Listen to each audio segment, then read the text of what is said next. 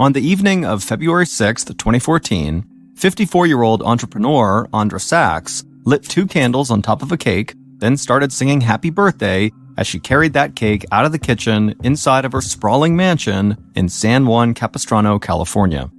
3 of Lexi's 5 children joined in the singing and followed their mom.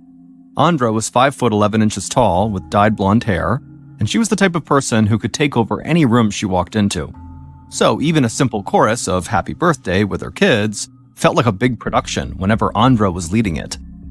As Lexa, her 2 teenage daughters, and her 8-year-old son continued to sing Happy Birthday, they walked past a wall of floor-to-ceiling windows. Their huge 3-story house sat on top of a hill, and the windows looked out over the Pacific Ocean. Then Lexa and the kids walked into the dining room, where Lexi's ex-husband, Brad, was sitting at the dining room table smiling. Brad was over 6 feet tall, he had salt and pepper hair, and he almost always had a tan. Lexa put the cake down on the table, and then she and the kids finished singing Happy Birthday. Brad leaned over the cake and blew out the 2 candles that were shaped like a 5 and a 7. The kids cheered, and Brad thanked them all for singing. Lexa smiled at Brad, but she noticed he was hiding his hands just below the dining room table. She knew why Brad was doing it. It was because he didn't want the kids to see the tremors that were making his hands shake. 2 years earlier, Brad had been diagnosed with Parkinson's disease, which is a disorder of the central nervous system that can include symptoms like muscle stiffness, loss of balance, and tremors. And recently, Brad's symptoms had gotten worse. The kids knew their dad was dealing with Parkinson's, and so they were used to the changes in his movement that the disease could cause. But that night, Brad was celebrating his 57th birthday, and he just wanted the kids to have a good time and not worry about him.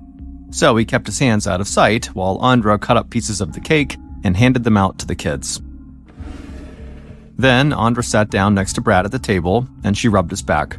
Lexa watched the kids laughing and eating their cake. Then she told Brad she wished their 2 oldest sons, who were away at college, could have come home to visit for his birthday so the whole family could be together. Brad said it was all right, and he pointed out that before they knew it, the girls would go off to college, and their 8-year-old boy would grow up, and it would just be the 2 of them together most of the time, like it had been at the beginning of their relationship. Lexa and Brad had met almost 25 years earlier when they were both starting out as entrepreneurs in the growing tech industry. They were both very smart, and they had great minds for business, but other than that, they seemed like they didn't have much in common. Lexa had grown up without a lot of money. In fact, there had been times as a child when her parents struggled just to make mortgage payments. As she got older, Lexa had told herself she never wanted to experience anything like that when she was out on her own. So after she earned a business degree in college, she had worked hard to develop her sales skills and to learn about as many industries as she could in the hope that she would always have job security. Lexa was full of energy, she could talk to anybody, and she could be intimidating. And those traits had helped her find success as a salesperson at a pretty young age. But Lexa was also driven and fixated on success, so she had wanted to be her own boss and to make even more money. So by the time Lexa had met Brad, she was already formulating plans to start and run her own company. Brad had first seen this tall, stunning, laser-focused woman at a computer convention back in 1990, and he was totally floored by her. Unlike Lexa, Brad had come from money. He was the son of a legendary Southern California surfer, and Brad had wanted to follow in his dad's footsteps. So he'd spent a big part of his life traveling and surfing waves on beaches all over the world. And Brad embraced the laid-back surfer attitude. He almost never raised his voice, he never looked like he was in a hurry to get anywhere, and nothing really seemed to stress him out. And so when Lexa and Brad had met, it really was a case of opposites attracting. Brad had been drawn to Lexi's drive and energy, and Lexa had been drawn to Brad's kind of quiet, calm demeanor. The 2 had gotten married a year after they met, and they'd started a family soon after that. They had their first son, Miles, and he was followed 2 years later by his brother, Ashton. Then, a few years after that, Lexa and Brad's first daughter, Lexi, was born. In the dining room, Lexa and Brad watched 17-year-old Lexi gather up wrapped birthday presents with her 8-year-old brother, Landon. Lexa appreciated that Lexi went out of her way to take care of her little brother because Lexa spent a lot of time working and she wasn't always around. And as Brad's Parkinson's progressed, it was more difficult for him to do certain things around the house and to look after Landon all the time. But there was something about watching Lexi with Landon that always made Brad and Lexa a little sad. It wasn't the kids' fault, but seeing them together brought up memories of the worst time in Brad and Andra's lives. Less than a year after Lexi had been born, Andra and Brad had welcomed another daughter, and as their family grew, their businesses had grown alongside it. Andra and Brad had started multiple companies together and also separately on their own. Then, Andra had used some of the profits from one of her companies to invest in rental properties and to build a massive real estate portfolio. In her time as an entrepreneur, Andra had often said it was easy to make money, but keeping it was the hard part. So she saw real estate as a way to protect her and her family's money and to build on the wealth that she had started to make from her other businesses. It turned out that Andra was a very savvy real estate investor, and soon after getting into that business, her investment properties were bringing in millions of dollars. So Andra, who had been determined never to face the financial struggles her parents had gone through, felt like she had already accomplished more than she could have hoped for. She was making more money than she had ever imagined, and she and Brad had just bought their first house together. It was a modest house compared to the mansion on the hill they would move into years later, but it had a beautiful pool and also had a hot tub. And the happiest part of Andra's life was that she and Brad had 2 perfect sons and 2 perfect daughters. But on a day in 1999, 15 years before Brad's family birthday party, 2-year-old Lexi and her 16-month-old sister had been at home with a nanny while Andra and Brad were working and the 2 boys were at school. While the nanny fed the baby in her high chair, Lexi had walked out of the house into the backyard and onto the deck by the pool and the hot tub. Inside the house, the nanny had seen Lexi out the window, so she grabbed the baby from the high chair and rushed outside. Lexi was close to the pool, and the nanny panicked. She put the baby down on the deck and then reached out and grabbed Lexi. But when the nanny had grabbed Lexi, the baby had somehow fallen off the deck into the hot tub and drowned. Following the death of their youngest child, Andra and Brad felt like everything they built together had just been destroyed. It didn't take long for them to start blaming each other for what had happened, and the tensions at home spilled into their work, and pretty soon each of them had tried to push the other one out of the businesses they owned together, and their marriage fell apart. Andra and Brad had gotten divorced, but things had only gotten worse from there. They had sued each other over business assets and personal finances, and Andra had even filed a report with police stating that Brad had tried to physically assault her.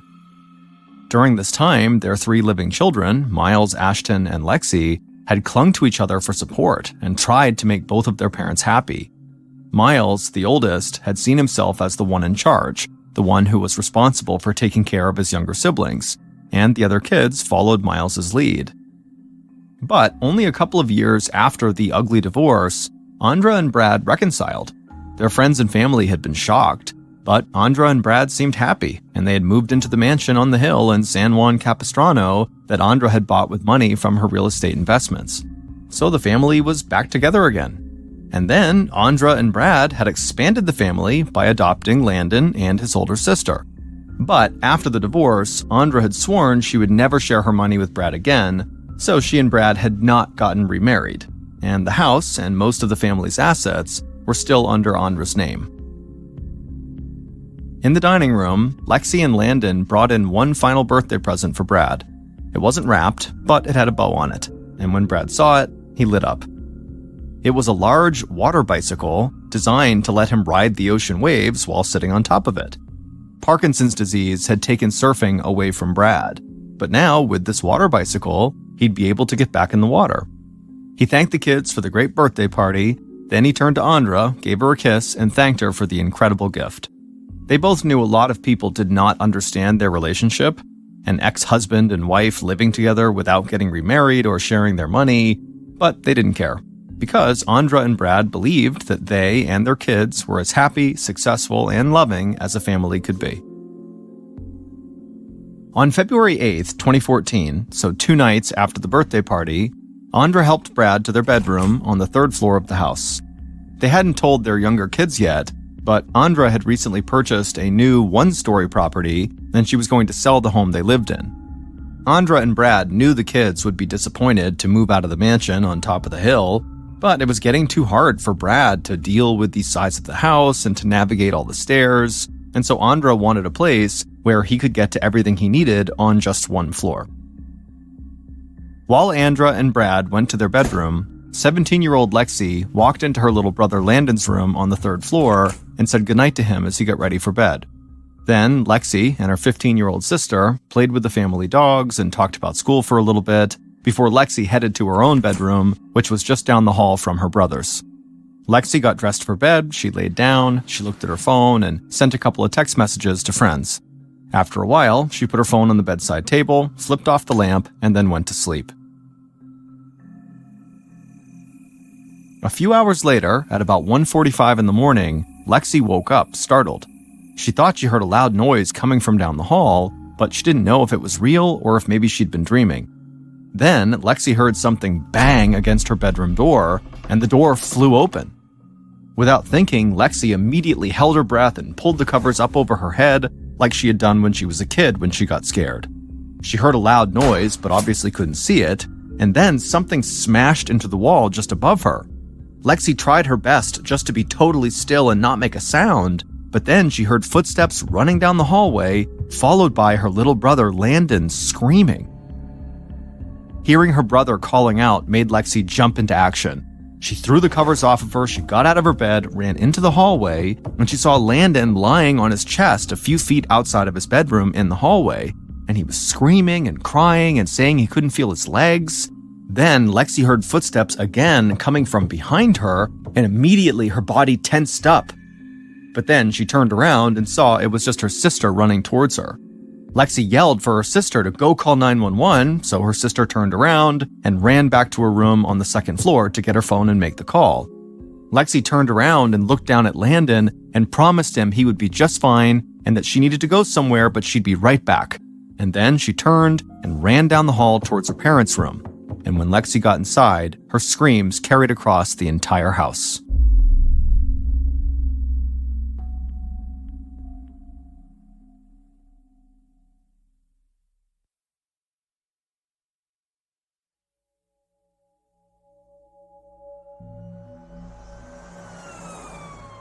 "45 minutes later, at about 2:30 in the morning, detectives Justin Montano and Mike Thompson of the Orange County Sheriff's Department drove past a set of large palm trees as they headed up the hill towards Andra and Brad's house.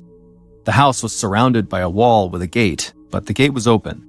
Detective Montano drove through the open gate, and he and Thompson saw an ambulance and several squad cars parked out front.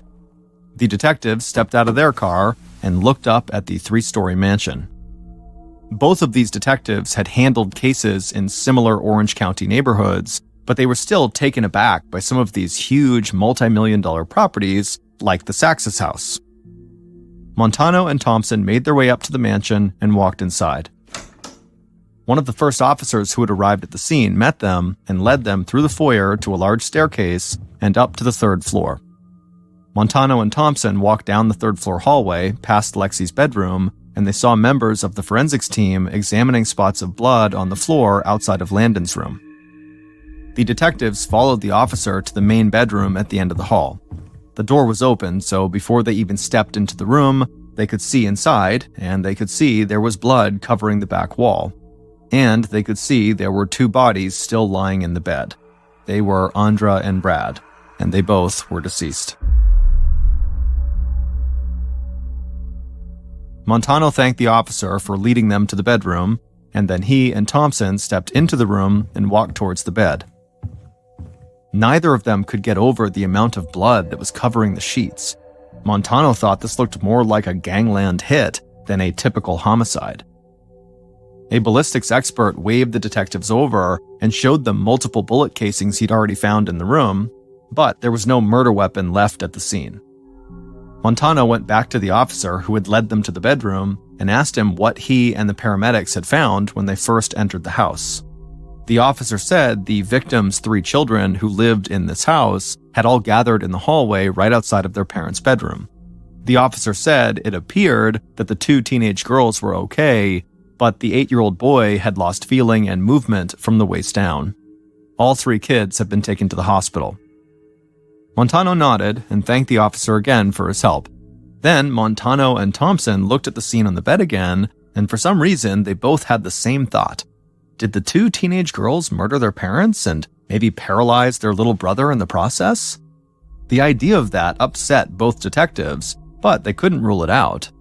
The detectives had a theory that the motive for most murders boiled down to one of three things: money, sex, or revenge. And in a mansion like this, in such a wealthy neighborhood, there was definitely a chance that the kids had gone after their parents to maybe get their money. So after spending hours at the crime scene and organizing a canvass of the neighborhood, Montano and Thompson decided to really begin their investigation by talking to the Sachs children. That morning, a few hours after Andra and Brad's bodies had been discovered, their 19-year-old son, Ashton, was sitting on his couch playing a video game inside of his one-bedroom condo in Seattle, Washington. Ashton was lanky, with straight brown hair that hung down over his forehead. It was a Sunday afternoon, and one of Ashton's favorite things to do on Sundays was to sit on his couch, smoke a little pot, and play the video game League of Legends for hours on end. And so he was doing that when his phone rang on the coffee table, and he glanced down from the TV and he saw it was his older brother, Miles, calling him. So Ashton paused his game and he answered his phone. The two brothers both lived in Washington, but they attended colleges on opposite sides of the state, so they didn't get to hang out very much. But they still made it a point to check in with each other fairly frequently, and they got along reasonably well, even though they were not really alike. Miles, who was 21 years old, had always been seen by his siblings as the golden boy of the family, and he definitely took after his mom when it came to business. Miles was already managing some of his mother's real estate properties in Washington, and he had dreams of starting his own company someday, just like his parents had done. Ashton was way more into computers than he was into business, so he'd gone to college in Seattle to study computer science, and he hoped he'd be able to get into a tech or gaming company when he was a bit older. When Ashton put the phone to his ear, he heard Miles's voice cracking on the other end, and he couldn't understand anything Miles was saying. Ashton asked Miles to slow down and to tell him what was going on. Then Miles, somewhat point blank, told Ashton that their parents had been found murdered, their brother was now in the hospital and couldn't feel his lower half, and their sisters were now talking to the police. Ashton just sat there in silence for a second. Then Miles told him he needed to fly home immediately and help take care of their younger siblings. Ashton had always seen Miles as the leader among the Sachs children. After all, Miles was the oldest and their parents had always trusted him, so Ashton, who was clearly in shock, said he would do whatever Miles thought was the right thing to do. Later that day, Miles and Ashton both flew from Washington to Orange County, California. And after they both arrived, they immediately went to the hospital to check on their brother, who was still in recovery. And then they reached out to the police.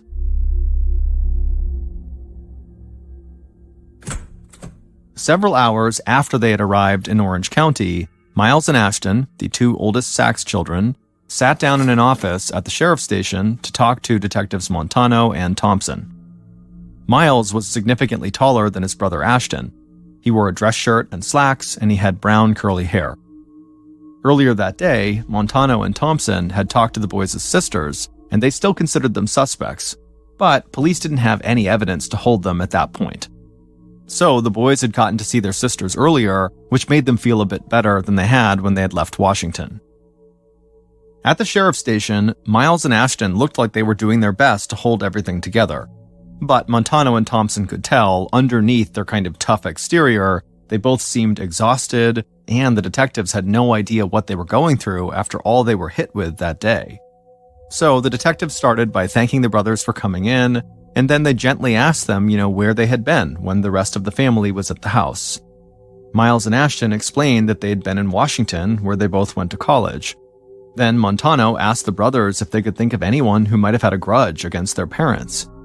Miles and Ashton looked at each other, and Miles nodded, and Ashton nodded back. It was like one of those moments where siblings can say a lot to each other without actually saying anything. Miles took a breath and then looked at Detective Montano and said there was a long list of people who had it out for their parents. A look of surprise came across both detectives' faces. In the short time they'd been working this case, everybody the police had talked to made it sound like Andra and Brad were very well liked and admired by just about everyone. But Miles said that just wasn't the case. He told detectives that his mother's very aggressive way of doing business had led her to make a lot of money and a lot of enemies over the years. There were investors who felt like Andra had cheated them out of money. There were clients who felt like she had ripped them off. And there were tenants in some of the rental properties Andra owned who believed she was an evil landlord. Miles thought most of the people who were angry at his mom were really just jealous of her success, or that they didn't understand how business worked. But once those people believed Andra had wronged them in some way, there was just no changing their minds. Then Montano asked if Miles or Ashton could name any particular person that was one of Andra and Brad's potential enemies. And Ashton said they would actually need a couple pieces of paper to be able to list everybody. By the end of the interview, Miles and Ashton had provided police with 2 pages filled with the names of previous business associates and renters who might have wanted to harm their parents. So, detectives Montano and Thompson immediately went back to their theory that most murders are about money, sex, or revenge. Their first instinct had been that one of the Sachs kids might have wanted to get their parents money, and so that was why they attacked them. But now, looking at all these names on these 2 pages, the detectives started to think that it was very likely that Brad and Andra might have been killed by someone who was out for revenge.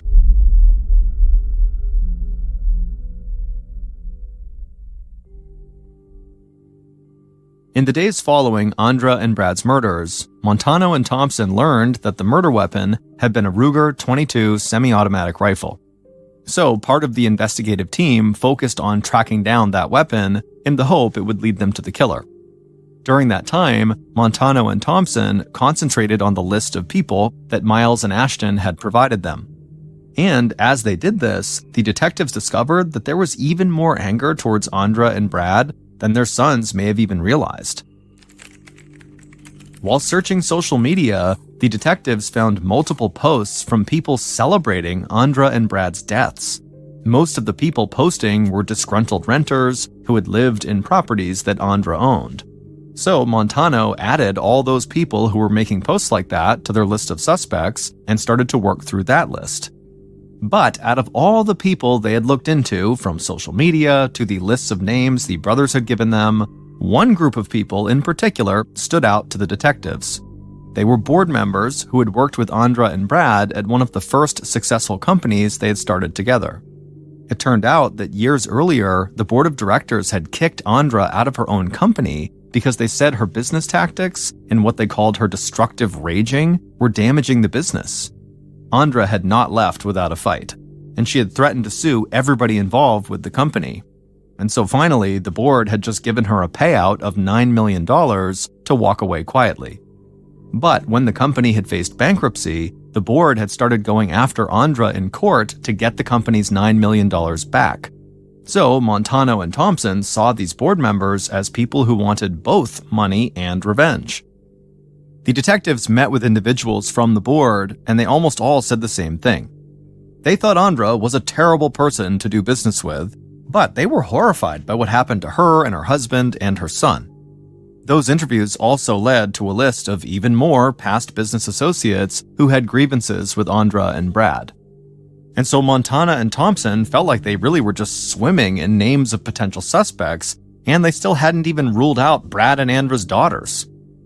The investigative team was willing to methodically go through the entire suspect list if necessary, but Montano and Thompson believed if they could just track down the murder weapon, they could propel the investigation forward a lot faster.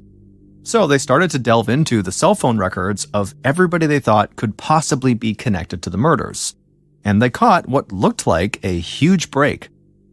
A cell phone call had been placed from a car driving on the street at the bottom of the hill just outside of Brad and Andra's mansion around the same time the murders had taken place. But, just like the murder weapon, the car that the phone call had been made from seemed to have vanished. About a week after Andra and Brad's murders, 4 of their 5 kids, so all the siblings minus Landon, who was in the hospital, stood huddled together at the front of a church in between their parents' coffins.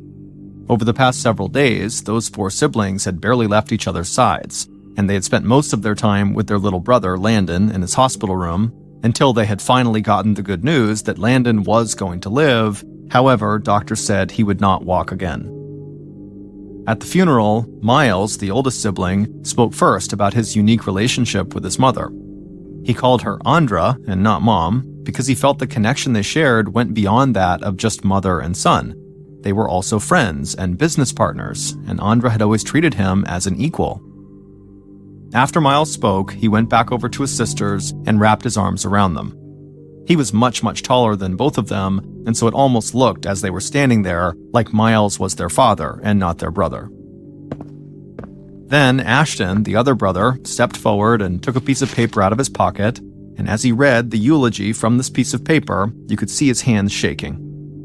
Ashton spoke about how lucky he had been to have parents like Andra and Brad, but for most of the time that Ashton spoke, he spent his time talking about his little brother, Landon, and how whoever had done this had robbed an 8-year-old boy of the chance to grow up with a mom and dad, and how they had also robbed him of the use of his legs. It was just so tragic.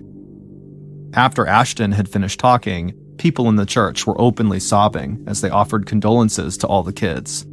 And even though those people knew the family had money, they wondered who would take care of the kids, and how they would ever move on from what had just happened to their parents. In the days following the funeral, the other Sachs siblings began to notice a change come over Miles. It was like he stopped being a normal older brother and switched into business mode like they had seen their mom do before. Miles met with authorities so that he and Ashton could obtain legal guardianship over their younger siblings.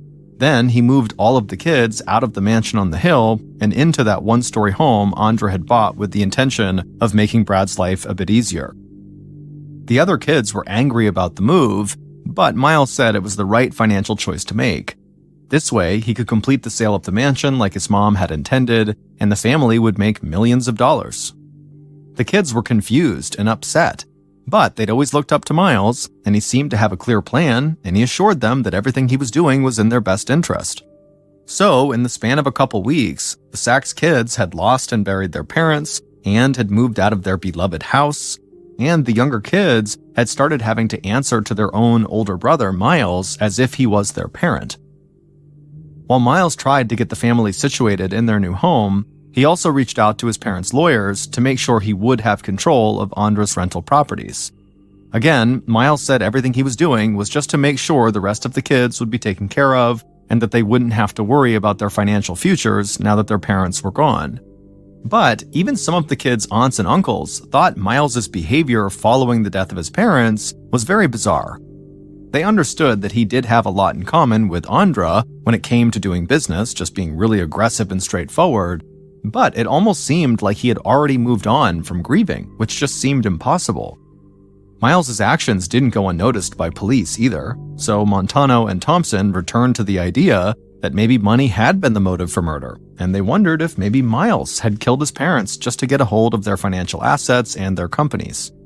But Miles, and also his brother Ashton's alibis, had both checked out. People had seen them both in Washington on the morning of the murders. So Montano and Thompson just kept pursuing the two pieces of evidence that they thought would break the case wide open: the Ruger .22 semi-automatic rifle used in the murders, and the car that someone had placed a call from just outside of the mansion at the time of the murders.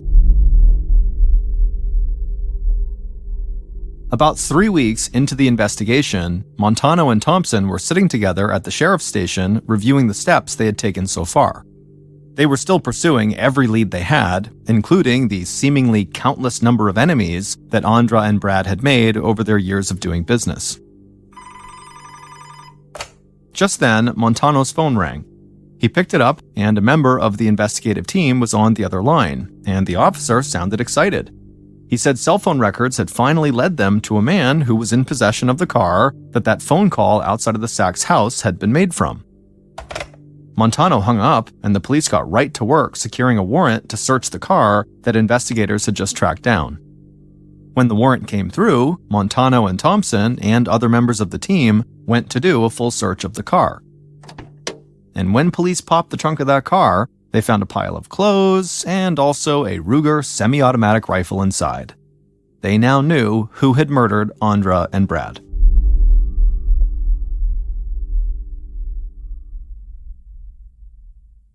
Based on cell phone records, interviews conducted throughout the investigation, and evidence found at the scene of the crime and in that car, here is a reconstruction of what police believe happened when somebody murdered Brad and Andra Sachs in the early morning hours of February 9th, 2014.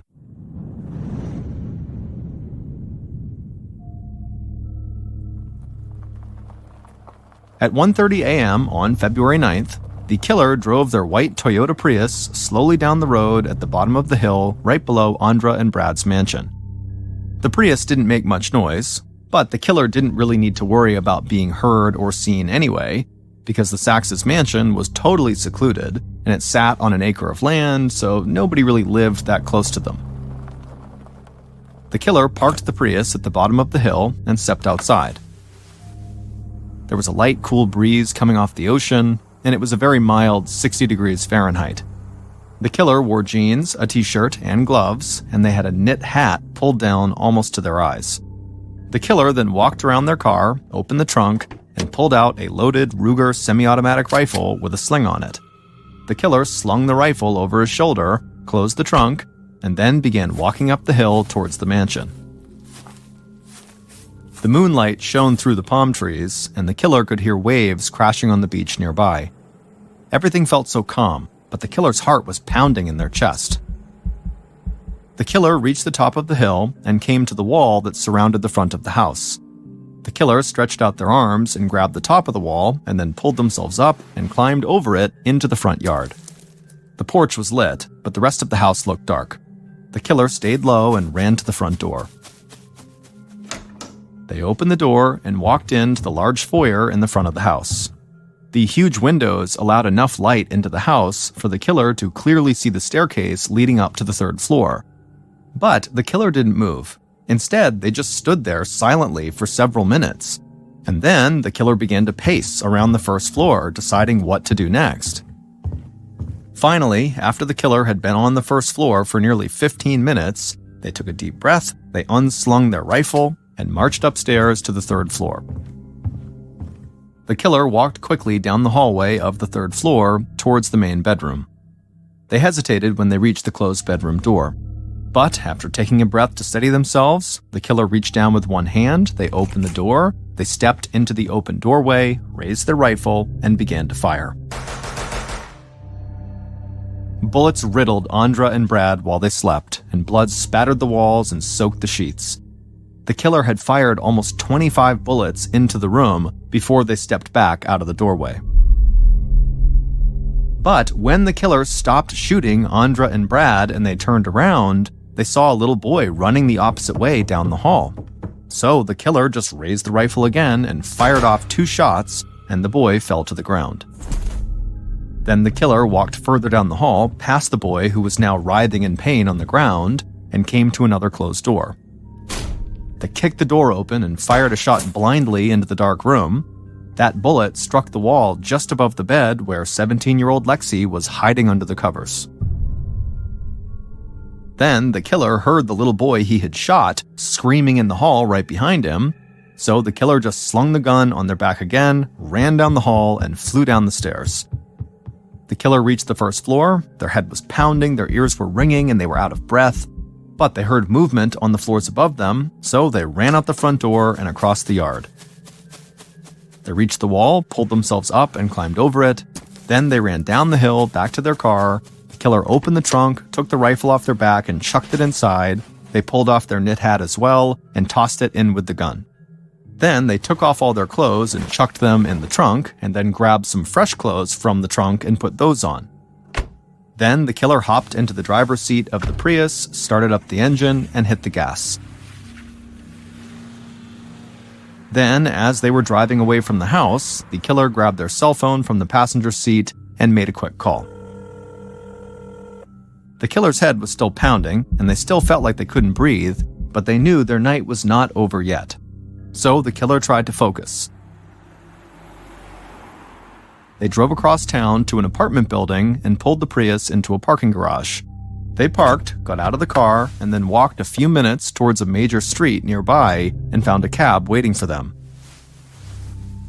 The killer climbed inside, and the cab drove them to the airport. Hours later, at about 10 a.m., the killer landed in Washington state. They caught a cab at the airport and drove home. When they got home, they made sure their neighbors physically saw them, and they also texted one of their closest friends in the area just to make a show that they were in Washington and not in California. Then the killer headed inside of their place, sat down on the couch, turned on the TV, and started playing League of Legends.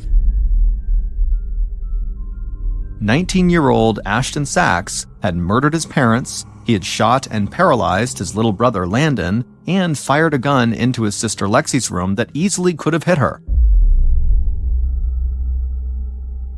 It turned out Ashton had always deeply resented the way his parents treated his older brother, Miles. Ashton felt like Miles was treated like the golden boy, and his parents treated him, Ashton, like a failure. And that resentment had festered for years until Ashton started to consider murdering his parents in cold blood. Ashton went so far as to do serious research into different types of weapons and to figure out the differences between first and second-degree murder. Then Ashton had gone out and actually bought a semi-automatic rifle. But even after he'd gotten the gun, Ashton still wasn't sure he could actually go through with killing his mom and dad. He felt like he hated them, and he blamed them for a lot of his shortcomings, but he just didn't know if he could actually pull the trigger and end their lives.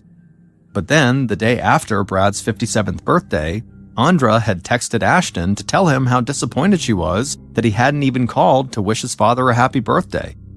Ashton, very sarcastically, said that he only forgot it was his dad's birthday because his dad had forgotten he had a second son a long time ago. This led to an argument between Ashton and Andra, and Ashton finally decided at the end of that argument to go through with his plan. On the day before the murders, Ashton had driven his white Prius 18 hours from Seattle to San Juan Capistrano, California. He waited patiently in town for a few more hours, and then he carried out the murders in the early morning. Ashton had arranged for a cab to meet him and take him to the airport, and for a transportation company to drive the Prius back to Seattle and to keep it for him until he was ready to pick it up. So, immediately after the murders, he called that transportation company to verify the address where he would leave the car for them. Then he had dropped the car off in that parking garage, met the cab, and flew home. And it was that phone call to the transportation company that he made right after killing his parents that led police to Ashton. Using cell phone data, they tracked down the owner of the transportation company, and they learned that he had Ashton's white Prius in his possession. Then the search of Ashton's car led police to the murder weapon. When police had initially questioned Ashton, they believed he had been in Seattle on the morning following the murder. But the discovery of the Prius undercut that alibi and made it clear that he would have had time to commit the murders and fly home by the time he had been seen in Seattle. But before police arrested Ashton, they wanted to make sure they had an airtight case that would lead to a conviction. So they dug deeper into his life. It turned out that Ashton had dropped out of college without telling any of his family, and that he had started to isolate himself from most of the people around him. Police also searched his internet history and found all the research on weapons and the different degrees of murder and what each one means, and so police believed they had more than enough evidence against him. When police arrested Ashton, it didn't take long for him to confess. But he made it clear that he had not just killed his parents because he thought they liked Miles better than him. Ashton said his parents had always made him feel like he was weak. He said dating back to the time when he was just a little kid and his baby sister had drowned in the hot tub, his parents didn't seem to care about how upset he was, or even try to get him some help to deal with the grief he was going through. And then, not long before the actual murders, Ashton had gone through this very bad breakup with his girlfriend and gotten really depressed, and he had tried to take his own life by overdosing on painkillers. And Ashton said he felt like his parents didn't really even care. While the other children had a totally different view of Andra and Brad, Ashton felt like murdering his parents was his way of getting revenge on them for all the times they'd made him feel unimportant. Ashton was ultimately found guilty of first-degree murder and attempted murder. He was given 4 consecutive life sentences without the possibility of parole, plus an additional 100-year sentence for what the court referred to as special circumstances surrounding the use of firearms. As of 2022, Miles, the oldest sibling, was still looking after his younger siblings like he was their parent. And now at 17 years old, Landon, who was paralyzed from being shot, became one of the top 20 wheelchair tennis players in the entire United States, and he hopes one day he'll be able to compete at Wimbledon. On the afternoon of June 19, 1993, a man in his late 60s was enjoying a round of golf with 3 of his friends. His name was Pete Roberts, and as he looked for his ball near the tall trees at the edge of the course, he couldn't help but smile. An emerald green fairway was spread out in front of him, lined with trees and dotted with clear blue ponds. He thought it might be the most beautiful golf course he'd ever played on, and he could play on it as often as he liked, which came in handy because Pete actually was not very good at golf and wanted to improve his game. A few years ago, Pete and his wife Nancy had moved to Fairfield Glade in eastern Tennessee. It was advertised as a retirement community, but to them it felt like a vacation resort. There were hiking trails, tennis courts, and best of all, 5 world-class golf courses, all within walking distance from their house. They'd made lots of new friends, too. Fairfield Glade was full of people just like Pete and Nancy, folks who had worked hard throughout their entire lives, and now they just wanted to enjoy life and relax. Pete carefully lined up his club and prepared to take his shot. But as he stared down at his ball nestled in the grass, he started to feel lightheaded. He staggered a bit to regain his balance, and his friends saw that something was wrong with him. So they grabbed him by the arms and shoulders, making sure he didn't fall down, and then they guided him over to the golf cart so he could sit down. As Pete sat in the cart sipping on water, he wondered if maybe he'd just gotten too much sun. Fortunately, the dizziness spell passed after only a couple of minutes, and then they all headed back to the clubhouse. A few hours later, Pete was grilling steaks out on his deck. He and Nancy had some neighbors over for dinner, as they often did on Saturdays. Pete chatted with his friends as he flipped the steaks over one by one, until the dizziness returned. On top of that, his head was starting to ache, so he carefully made his way inside and took some aspirin. But it didn't make much of a difference. During dinner, Pete barely touched his food, and he was in such a fog that he struggled to make conversation. By the time everyone went home, Pete was really feeling rough, like every muscle in his body was aching. Nancy thought he might be coming down with some kind of flu, so she sent him off to bed in the hopes that he'd sleep it off. By the time Nancy got into their bed a couple of hours later, Pete was fast asleep, but she noticed his breathing sounded unusually deep and heavy. She considered waking him up to make sure he was okay, but decided it might be better to just let him rest. She turned off the light on her bedstand, made a mental note to call Pete's doctor first thing in the morning, and then she drifted off to sleep. Just before dawn, Nancy woke up and realized that Pete's side of the bed was empty. She got up and immediately noticed a crack of light under the bathroom door. She thought Pete must have been using the toilet, but she still wanted to make sure he was okay. So she knocked softly on the door and called for her husband. But Pete didn't answer. She knocked again and waited, but again there was no reply. Nancy started to worry. She turned the knob and saw the door was unlocked. But when she tried to open the door, she realized it was blocked by something inside the bathroom. Nancy could sense that something definitely was wrong here, so she pushed even harder, but still the door wouldn't budge. And so she shoved again and again with all of her might, and the door cracked open a few inches. She kept pushing, and finally she was able to squeeze her head through the opening, and when she looked down, she could see her husband had collapsed on the bathroom floor. Nancy's heart began to pound. She summoned more strength and forced the door open enough to wriggle her whole body inside. She grabbed Pete by the shoulders, screamed his name, and splashed water on his face. He seemed to be breathing, but no matter what she did, he just would not wake up. Nancy finally ran out of the bathroom to the phone and called 911. A short time later, a little after 6 in the morning, paramedics arrived on the scene and were immediately concerned. Pete had a high fever, a dangerously fast heart rate, and his skin had a bluish tint. The medics wasted no time. They loaded Pete into the ambulance and sped to the nearest hospital.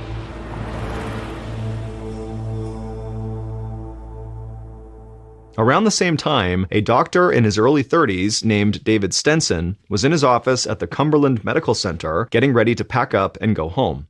He had been assigned to work the overnight shift that weekend and was looking forward to grabbing a bite to eat on his way home before getting some well-earned sleep. But as he locked the door to his office, a nurse ran up and told him a new patient named Pete Roberts had arrived in the emergency room and needed Dr. Stenson's attention immediately. Dr. Stenson changed course and ran to the emergency room where he saw Pete getting rolled inside on a gurney. Dr. Stenson rushed over to examine him. Pete was still unconscious and his vital signs were at critical levels. His kidneys were failing and now he had fallen into a coma, so Dr. Stenson knew he had to act fast. The bluish tint to Pete's skin was a clear sign that his blood oxygen levels were dropping. Dr. Stenson decided that Pete needed to be put on a ventilator, which is a machine that pumps oxygen into a patient's lungs. The doctor carefully inserted a tube into Pete's mouth and carefully pushed it down his throat all the way to the bottom of his windpipe. Once the ventilator was powered up, Pete's condition immediately started to stabilize as oxygen flowed directly into his lungs. With that crisis averted, Dr. Stenson picked up a file folder and started reviewing Pete's medical history. As he flipped through the pages, Dr. Stenson couldn't see any underlying health issues that would make Pete this sick. Pete had always been a bit on the heavy side, but by and large, he was a healthy guy. There were no pre-existing conditions or red flags that the doctor could connect to Pete's current condition, but Dr. Stenson was determined to keep looking. 30 minutes later, the doctor was scanning x-rays of Pete's chest. His lungs looked like solid white blobs. This meant that they were full of fluid instead of air, which explained why Pete's oxygen levels were so low when he arrived. Dr. Stenson feared that the fluid meant Pete had a disease called spinal meningitis, which is a bacterial infection that spreads extremely fast along the spinal cord to the brain. It could kill Pete in less than 24 hours if it wasn't treated right away. Dr. Stenson rushed back to Pete's bedside. He was still unconscious, so the doctor and his team carefully rolled him onto his side. They pulled up the back of Pete's shirt, and the doctor slowly inserted a long syringe needle deep into Pete's lower back, all the way into his spinal cord. This procedure was called a spinal tap, and it enabled the doctor to extract fluid from Pete's spine so that it could be tested for meningitis or other conditions. If the fluid came out of Pete looking clear, that meant Pete did not have spinal meningitis. But if the fluid looked yellow and cloudy like lemonade, it was a sure sign Pete did have it. Dr. Stenson held his breath as he extracted the spinal fluid into the syringe. And when he looked at it, it was totally clear and had no color. The doctor let out a sigh of relief. Pete did not have spinal meningitis. But there was no time to relax. Pete was still in critical condition, and Dr. Stenson had to keep searching for answers. It wasn't until the afternoon, 8 hours after Pete's arrival, that a clue started to emerge. While Dr. Stenson reviewed the results of a blood test, he saw that Pete's white blood cell count was much lower than it should have been. The results surprised Dr. Stenson. Normally, white blood cell counts were elevated when someone was fighting an infection, but in rare cases, certain infections could also decrease someone's white blood cell count. That was helpful information, but Dr. Stenson still had no clue as to what was causing this infection. As the hours passed later into the evening, Dr. Stenson felt stumped and totally exhausted. He couldn't help but wonder if his hospital just was not equipped to deal with a case like Pete's. It had been over 24 hours since Dr. Stenson had last slept, but even though Pete was stable for now, Dr. Stenson didn't want to go home. So, a little after midnight, he kicked off his shoes, laid down on the couch in his office, and tried to get some rest. He hoped that once he got a little sleep, Pete's condition would start to make more sense to him. But when the doctor woke up early the next morning, things only got stranger. While grabbing a cup of coffee in the break room, Dr. Stenson learned from one of the nurses that another patient had just arrived in the emergency room.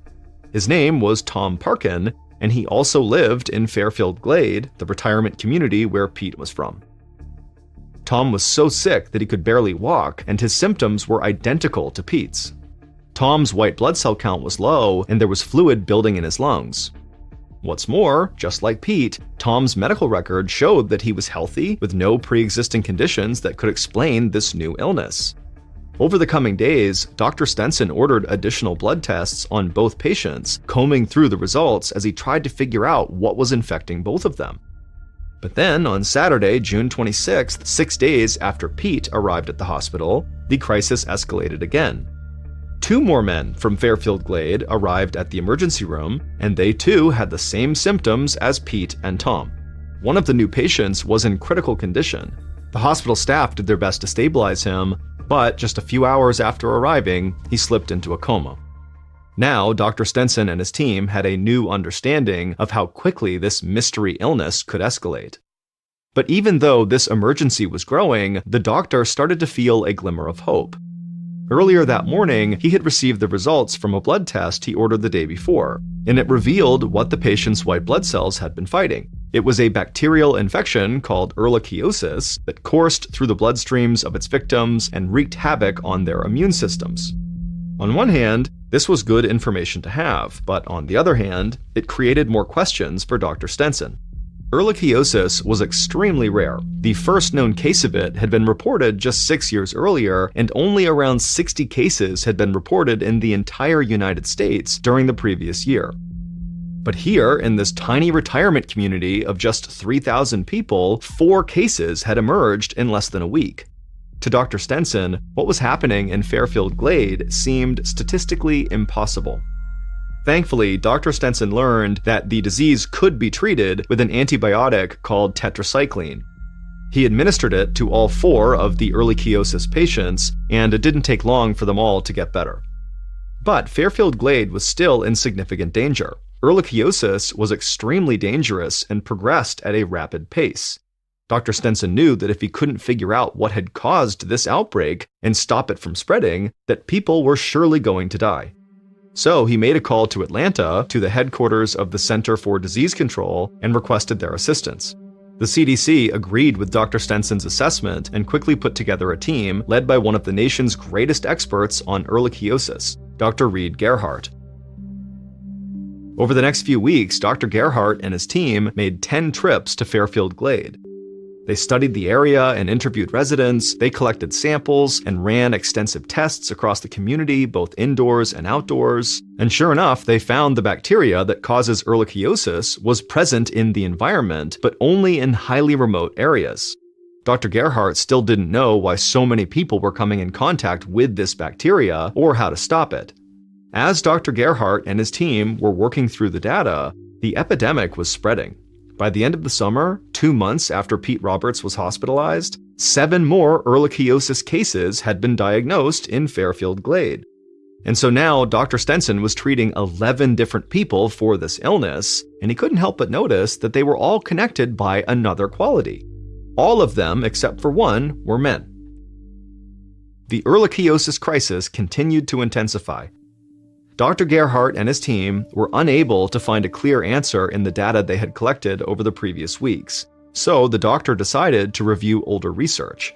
He dug through every medical journal he could find, looking for possibilities, but found nothing. And then one day, he happened across a battered, yellowed copy of the New York State Journal of Medicine from 1947. It was nearly half a century old, but as he scanned through one of the articles, he stumbled onto something that was very interesting. Moments later, he was on the phone talking to Pete Roberts, the very first resident of Fairfield Glade to get hit with this disease.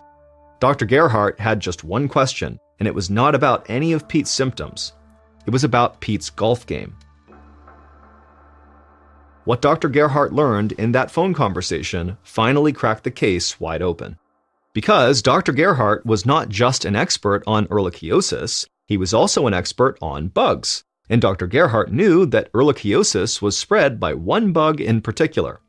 When he'd first arrived at Fairfield Glade, Dr. Gerhardt had set to work figuring out where that bug was hiding. The community was bordered on one side by an 80,000-acre nature preserve with miles of walking paths. The preserve featured dense woods that were full of deer, raccoons, bears, and bugs, including the bug that he knew was the culprit. Before that phone call with Pete, Dr. Gerhardt hadn't understood how that bug could be causing this outbreak. For people to get bitten by this bug, they would need to trek off the well-groomed trails and into the bushes and grass where the bug was hiding. From what he was observing, the senior residents of Fairfield Glade were not doing that. But then, as the summer wore on, Dr. Gerhardt discovered yet another connection between all the ehrlichiosis patients. Almost all of them were golfers. And after his phone call with Pete Roberts, he finally understood these golfers were bonded by yet another critical factor, one that explained everything. When they teed off, these golfers had a very hard time centering the club as they swung it down to drive the ball down the fairway. Instead of soaring the ball in the direction of the hole, the ball would shoot diagonally off of their clubs and bounce off into the rough, which is the tall grass that surrounds the main part of the course. In warmer months, these golfers would often be wearing shorts, so when they marched into that tall grass to find their errant ball, their bare legs were easy prey for this bug that was lurking there, a bug called the Lone Star tick. This tick got its name because the adult ticks have a tiny white spot on their backs that's sort of shaped like a star. These ticks were very small, only 1 to 3 millimeters wide. They were so tiny, in fact, that the golfers felt nothing when the bugs bit down on their legs and started drinking their blood. But then it was too late. The ehrlichiosis bacteria the ticks were carrying entered the golfers' bloodstreams and started waging war on their immune systems. The 1947 journal article that Dr. Gerhardt found was written almost 40 years before the first known case of ehrlichiosis. But the article was relevant to the doctor because it talked about how other tick-borne illnesses were spread.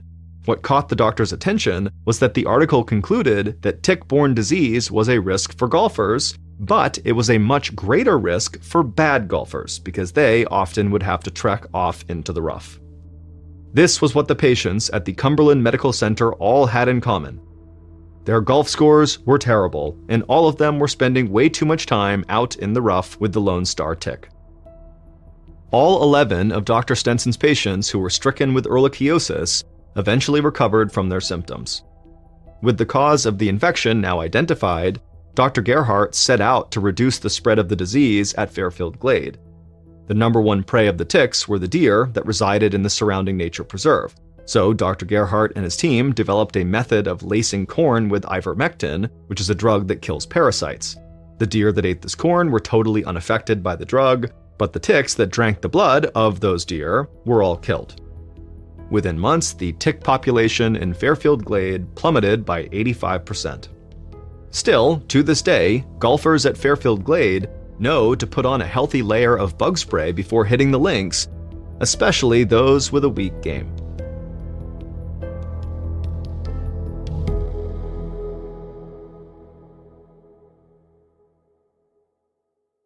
Here is our second story called The Stranger.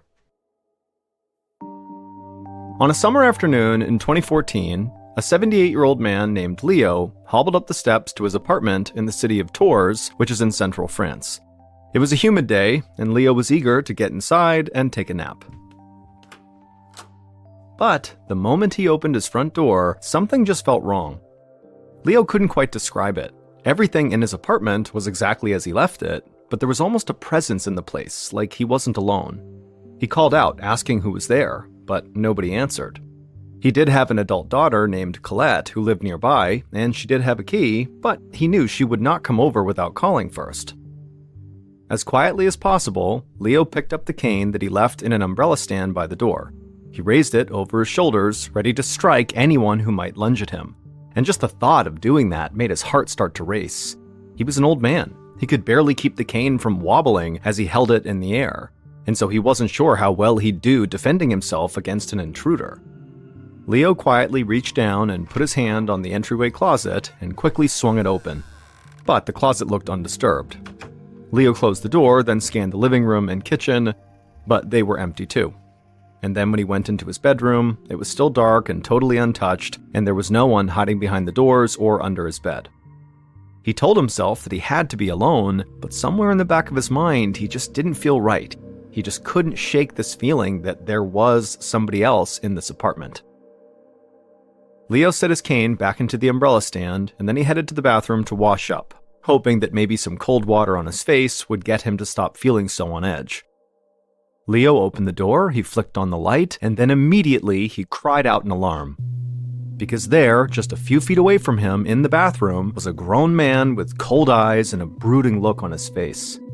Leo stumbled backwards into the hallway with his back flat against the wall, and while he was there, he just stared at the stranger. He was old, with a weather-worn face and gnarled hands. His back was slightly curved, but Leo could tell from the man's wide shoulders that he still had a lot of strength left in him. "Who are you?" Leo stammered, but the stranger didn't say. Instead, he only promised not to hurt Leo.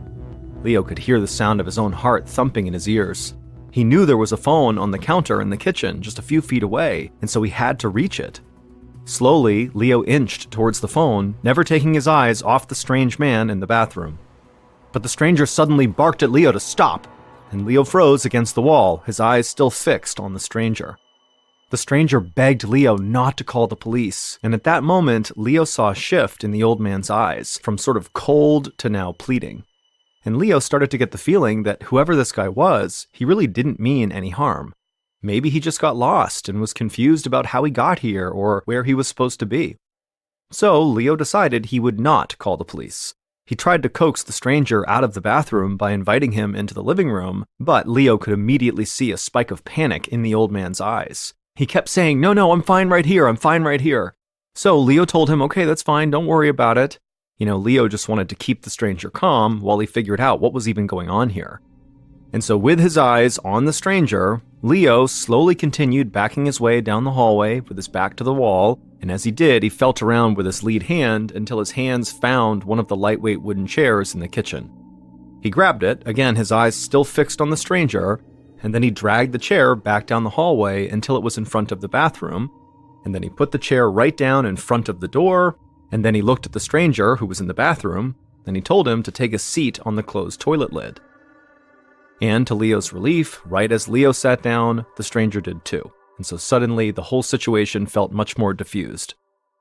Leo then asked the stranger a few questions, like how long he lived in tours and whether he had a career when he was younger. And to Leo's surprise, the man opened up, telling Leo all about his childhood and his love of cooking. Leo told the man that he too liked to cook, and right away the stranger's eyes lit up. He launched into an explanation of all of his favorite recipes, telling Leo about his special tricks to get each one just right. Leo had to admit that he actually found talking to this old man very pleasant. For a moment, he almost forgot that this man had broken into his apartment. Then, a loud car horn sounded outside the window, snapping Leo to his senses. He realized the afternoon was growing late, and he really needed to get this stranger out of the apartment and back to wherever he belonged. He asked the stranger if anybody was expecting him for dinner that night. But for the first time, the stranger just didn't respond.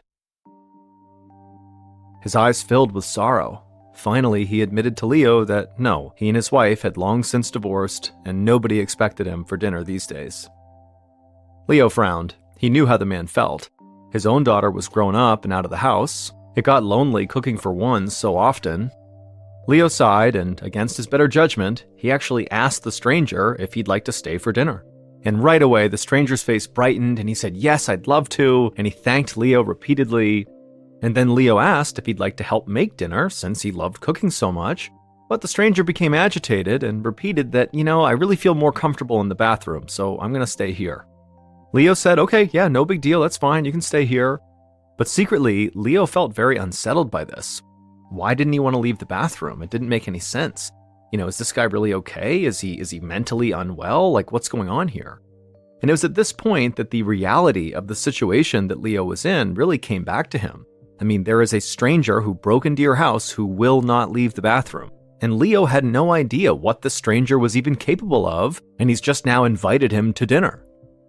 But without much else to do, Leo simply said, okay, I'm going to go make dinner now, and he left the hallway and headed to the kitchen, and he busied himself making a brie and tomato tart, but the whole time he never allowed himself to fully turn his back to the bathroom. He wanted to make sure at all times he at least had some line of sight on where the stranger was. But the whole time Leo was in the kitchen staring at the bathroom, the stranger never left the bathroom. He couldn't even see the stranger anymore. And then anytime Leo walked over to the bathroom and peeked his head in, he would see the stranger just standing there next to the sink, not doing anything. 40 minutes later, Leo served dinner in the bathroom because the stranger, again, would not leave the bathroom. As for the stranger, when he received the food, He acted like this was totally normal. And if Leo was being honest with himself, he was kind of glad to have this guy here. He liked having the company, even if the company was pretty odd. And so the two men chatted and had their meal together, and then after they were done, Leo was pretty tired and ready for bed, and so as gently as he could, he told the stranger that it was now time for him to leave. But the stranger refused and said, "Nope, I feel good in the bathroom, I'm going to stay here." Now Leo was starting to get frustrated, and he said, "No, really, you have to leave right now." But again, the stranger, just as calm as can be, said, "Nope, I'm going to stay here." Finally, Leo just got mad and practically yelled at this guy to get out of the house now, but the stranger grabbed onto the sink, adamant that he would not go, and he told Leo, "This is my home, I'm staying here." Leo was totally outraged. He had been nothing but kind to this man, and now his patience was totally gone. But when he shouted yet again at this man to get out, the stranger's eyes suddenly went cold. That brooding face returned, and he became aggressive. The stranger shouted that this was his apartment and he was not going anywhere, and he began to pace back and forth beside the tub, warning Leo to leave him alone or else. It was at this point that Leo realized he could not solve this by himself, but he still felt bad about calling the police. He was convinced this stranger was just confused. Leo didn't think he deserved to be arrested. So Leo just started slowly backing away down the hallway away from the bathroom, keeping his eyes fixed on the bathroom in case this guy came running out. And then eventually Leo reached the kitchen where he was able to reach his phone, and he grabbed the receiver and dialed the number for his daughter, Colette. And then when she picked up, he told her everything that was going on, and she told him she would be there as fast as she could. A few minutes later, Colette was parked outside of her father's apartment. She bounded up the stairs and flung open the front door, and her eyes landed on her father, Leo, who was pacing in the living room looking totally upset, and Leo would say that the elderly stranger was in the bathroom. But when Colette checked, the bathroom was empty. Colette moved quickly from room to room looking for the stranger, but there was no sign of him. She figured he must have fled her father's apartment in the short time it took for her to drive over here. So Colette rejoined her dad in the living room and tried to calm him down, telling him that, the stranger must have left and they'd just change the locks in the morning and everything would be fine. But Leo still seemed really upset, and he just kept pacing around in the living room. To Colette, it seemed like her dad wasn't even listening to her. She put her hands on his shoulders and forced him to stand still, and slowly his eyes did focus on her and his shoulders relaxed. But while Leo did seem to now be more calm, when he began to speak again, Colette became very worried, because her father was talking about the stranger and how upsetting it was that they were here. However, what he was really upset about was actually the stranger's manners, not the fact that the stranger had broken into his apartment. Leo kept saying, how rude it was for someone not to leave when they were asked to leave. And Colette kept telling her dad, that doesn't really matter. He's gone now, and that's the most important thing. Remember, he broke into your house. This is someone who probably is not very polite. But Leo, he just could not let go of how rude this stranger was. And so slowly, as Colette listened to her dad rant about the stranger's poor manners, something about the story just started to feel wrong. Like the way her dad was talking about it just didn't seem like a normal reaction to what had just happened. And so acting on impulse, she grabbed her dad's jacket and ushered her dad to the door and told him they were going to the hospital to make sure he was okay. A few hours later, Colette sat down next to her father's bed inside of the emergency room. It was after midnight, and the doctors had run a full course of tests, including blood work and an MRI. They also had given Leo cognitive and memory tests, and now Colette and Leo were anxiously waiting for the results. Finally, a physician parted the curtains by the bed and walked into the room, and he told Leo that physically, he was basically fine. All of his tests were normal, except for a small damaged area near the base of his brain where a little pocket of connective tissue was missing. The doctor told them that it could be a sign that Leo had early-stage Alzheimer's disease, which causes the loss of memory and cognitive function. Colette felt the blood drain from her face. Alzheimer's is a fatal disease, and she wasn't ready to lose her father to it.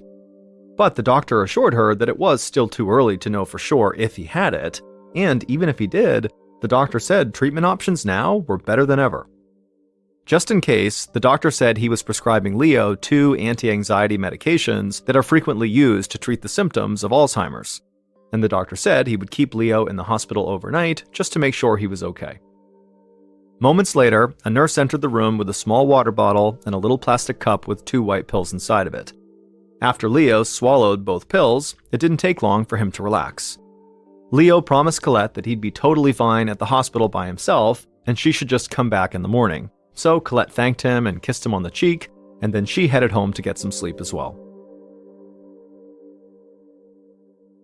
The following morning, Colette headed back to the hospital, and Leo had just been discharged, and so she was able to collect him and get him out to her car, and then she drove him back to his apartment. And when they got to the door and they opened it up, Leo very cautiously stepped inside, and for a second he tried to see if he had that same feeling he got the day before, when he felt like there was somebody in the apartment, and sure enough there was. But as Leo stood there right now, he didn't get that feeling. The apartment felt empty. But Leo still felt like he just had to check the bathroom. And so with Colette right behind him, Leo slowly made his way to the bathroom, he opened up the door, he looked inside, and he sighed with relief. The stranger was gone. A few days later, when Colette and Leo returned to the hospital for a follow-up visit, when they went into the exam room, the doctor came in and told Leo that he had some news. They had discovered something that explained why that stranger was in Leo's house. The doctor told Leo that he was suffering from a neurological condition called Cagras syndrome, which prevents people from recognizing familiar faces. Leo thought a stranger was in his bathroom, when in reality, it was actually someone he knew very well. The doctor admitted that he had never seen a case like Leo's, where he could recognize all the people around him except for this one particular person. The doctor said that maybe the combination of Cagras syndrome and early-stage Alzheimer's contributed to Leo becoming so confused about who was in his apartment the night he came to the hospital. But before the doctor could even finish, Leo said he did now recognize the stranger for who he was all along. Leo's own face in the bathroom mirror.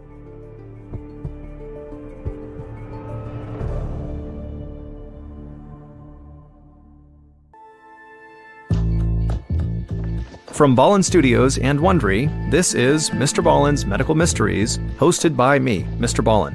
A quick note about our stories: we use aliases sometimes because we don't know the names of the real people in the story, and also, in most cases, we can't know exactly what was said, but everything is based on a lot of research. And a reminder, the content in this episode is not intended to be a substitute for professional medical advice, diagnosis, or treatment.